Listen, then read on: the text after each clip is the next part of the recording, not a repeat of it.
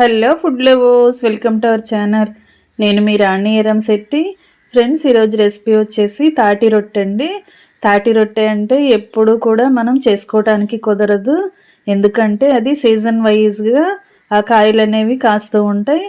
అలాంటప్పుడు మనం ఇలా తీసుకుని తాటి రొట్టెని చేసుకుంటే టేస్ట్ అనేది చాలా చాలా బాగుంటుంది. అంతేకాకుండా హెల్త్కి కూడా చాలా మంచిదండి. డైజెషన్ ప్రాబ్లమ్స్ ఉన్న వారందరికీ కూడా ఈ రెసిపీ అనేది చాలా బాగా యూజ్ అవుతుంది. ఆ ప్రాసెస్ అంతా చూద్దాం.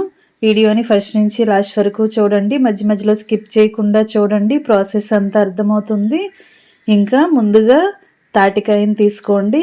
తాటికాయ అనేది మంచి కాయ అని అనిపిస్తే అది చక్కటి స్మెల్ అనేది వస్తూ ఉంటుంది, మంచి వాసన వస్తూ ఉంటుంది. అలాంటి చక్కటి కాయని తీసుకోండి.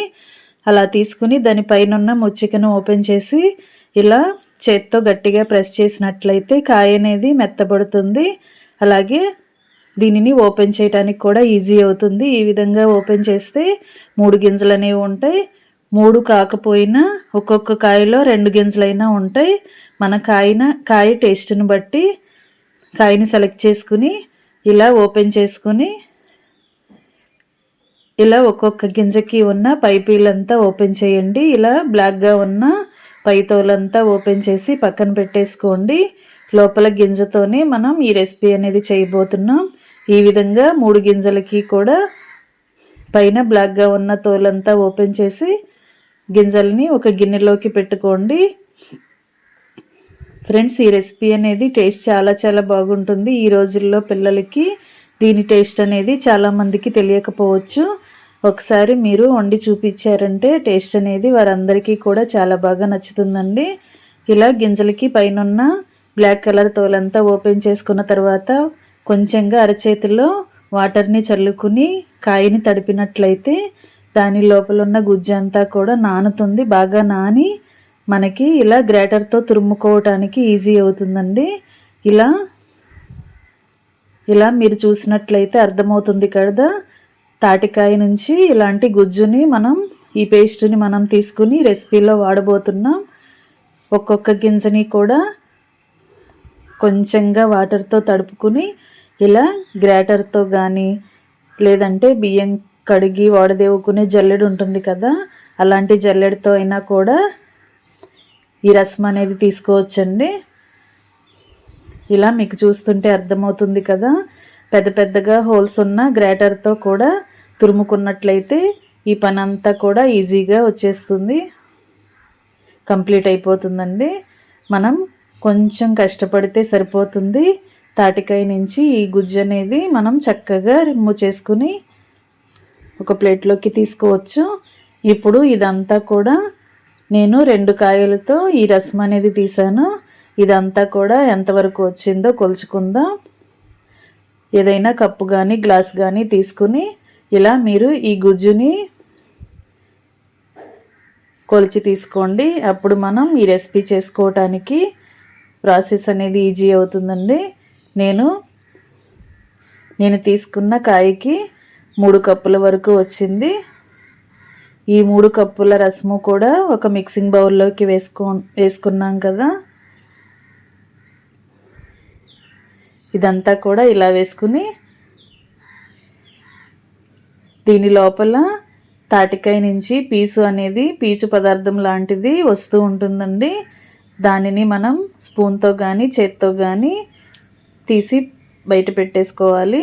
ఈ తాటి పేస్ట్ అంతా కూడా ఒక మిక్సింగ్ బౌల్లోకి వేసుకున్నాం కదా. ఇప్పుడు వేరొక మిక్సింగ్ బౌల్ తీసుకుని దానిలోకి 3 కప్పుల తాటి రసానికి 2 కప్పుల బియ్యం రవ్వ వేసుకోండి. బియ్యం రవ్వ అంటే మనం బియ్యంని మరపట్టిస్తూ ఉంటాం కదా, అలాంటప్పుడు పిండిలాగా కాకుండా కొంచెం సన్నగా ఉప్మా రవ్వలాగా పట్టించాలండి.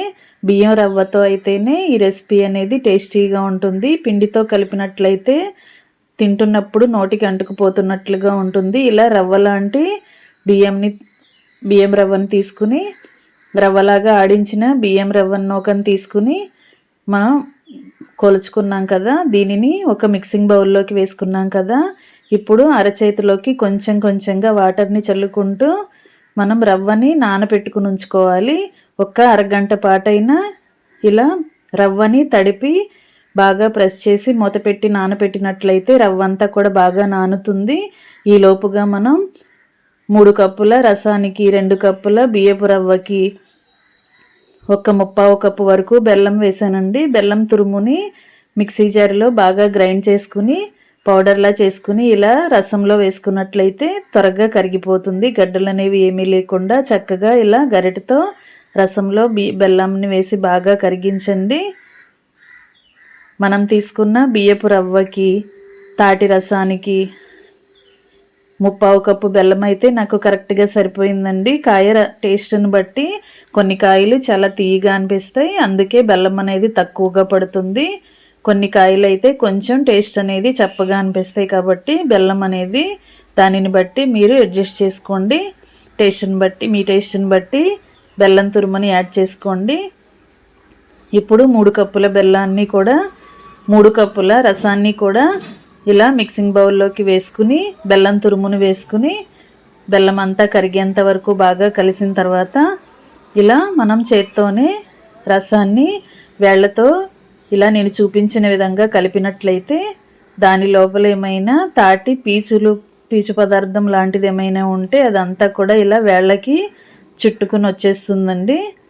ఇలా మనం ఇంత రసంలో పీచుని తీయటానికి కష్టం అనిపిస్తుంది కదా, అందుకే మనం వేళ్లతో ఇలా రౌండ్గా తిప్పినట్లయితే అలాంటి పీచేమైనా ఉంటే మన వేళ్ళకి చుట్టుకుపోతుంది.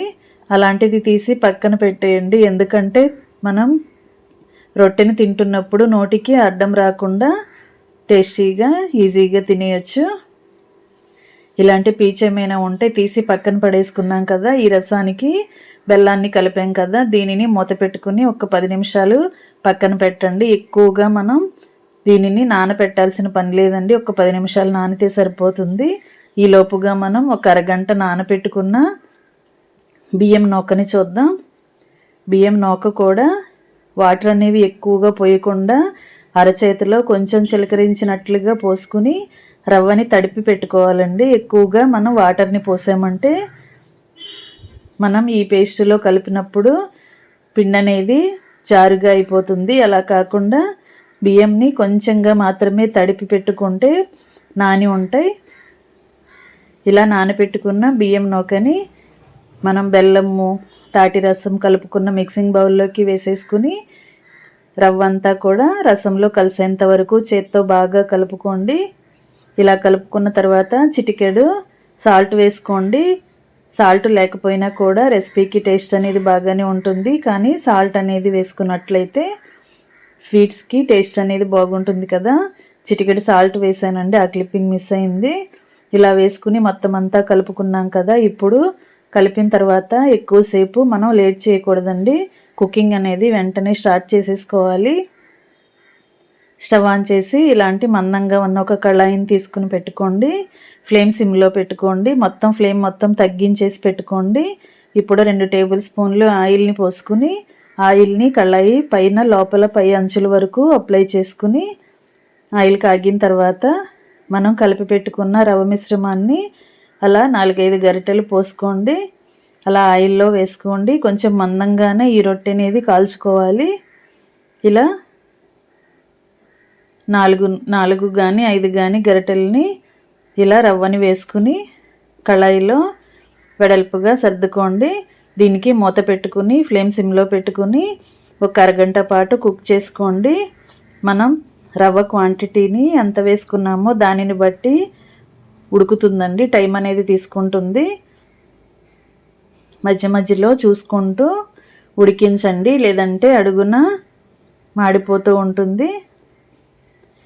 ఇలా అరగంట తర్వాత నాకు చూసుకున్నట్లయితే కరెక్ట్గా ఉడికిందండి. దీనిని మనం అట్ల గరిటెతో వెనక్కి టర్న్ చేసుకోవటానికి కొంచెం కష్టంగా అనిపిస్తుంది, అందుకే మనం కళాయి పైన ఏదైనా ప్లేటుని బోర్లించి మనం కళాయిని తిరగి వేసుకున్నట్లయితే ఆ రొట్టె అంతా కూడా ప్లేట్లోకి వచ్చేస్తుంది.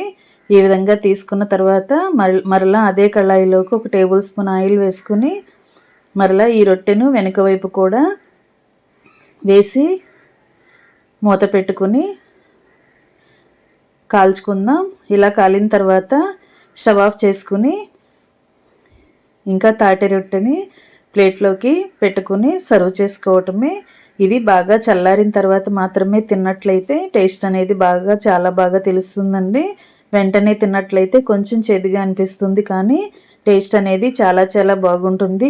ఇది సీజన్ వైజ్గా దొరికే కాయ కాబట్టి ఈ రోజుల్లోనే కాయని తీసుకుని రెసిపీని ట్రై చేసి ఫ్యామిలీకి సర్వ్ చేయండి. టేస్ట్ అనేది పిల్లలకి పెద్దవాళ్ళకి చాలా బాగా నచ్చుతుందండి. వీడియో నచ్చితే లైక్ చేయండి. Thanks for watching. నేను మీ రాణి ఎరంశెట్టి.